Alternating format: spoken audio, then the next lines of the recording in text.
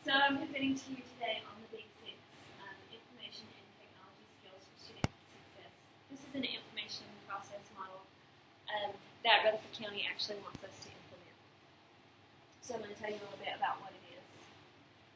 The Big Six is a process model of how people of all ages solve an information problem. So when you're learning, it kind of breaks it down into the different stages to which you learn. The learning process works. The process is broken into 6 stages and 2 substages for each one.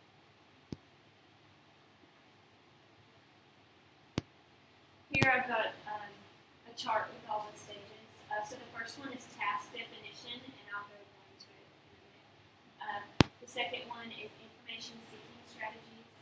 The third one is location and access. Number 4, the use of information. Number 5, synthesis. And number 6, evaluation. Seems like a good process to use with our technology because the students have access to so much information and sometimes they don't know what to do with all of that information. It's an approach to teaching information and technology skills in the world. It's applicable whenever people need and use information. It integrates information search skills along with technology tools in a systematic process to find, use, and apply and evaluate information. This is the model, like I said earlier, that Rutherford County wants us to implement.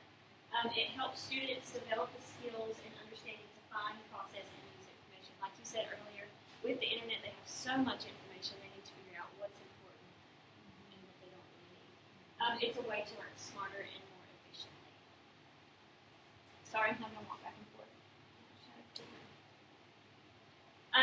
Regardless of learning, people all go through these 6 stages without even realizing it. They don't have to be done in a linear order. You could do step 5 before step 1, whatever. Think of it as basic, essential life skills that can be applied in school, work, and personal settings. You can use it in all subject areas and in all grade levels. I think it is good, though, to name the stages and let the students be aware of the stages in the framework because sometimes we do it without thinking about it, but when we make it explicit for the kids, they do a better job. Yes, exactly, and that's what this one is bringing to. How can you, as a teacher, use the Big Six in your classroom? You can start by using the Big Six terminology, which is what you're talking about. The first one is task definition. So when you introduce a student to a task, make sure they know that's task definition. As students are working through that task, walk them through the process, and also ask key questions that focus on the different step that they're on. For example, the information seeking. That's what source would they use? You can say, okay, what source are you going to use? Use the internet? Are you going to use a book? What are you going to use? So these things are what you can use to help implement the Big Six in your classroom. So going into each skill individually, the first one, like I said, was task definition. So since I'm a math teacher, I'm going to pretend I'm going to give my kids an assignment. And the assignment's going to be write a paper on Pythagorean theorem. Okay? So I first give them that assignment. They have to understand what that assignment is before they can complete the assignment. So they have to define the information problem and identify the information they're going to need to solve that problem. So the example is when a student uses email to discuss the assignment with another student or teacher. So if a student were to email me and be like, okay, how many pages does this assignment need to be? That's them starting to understand the assignment so that they can accomplish it. The next skill is the information seeking strategy. And that's where they're determining all possible sources that you can use. Are they going to use a library book? Are they going to use a website? What are they going to use to solve the problem?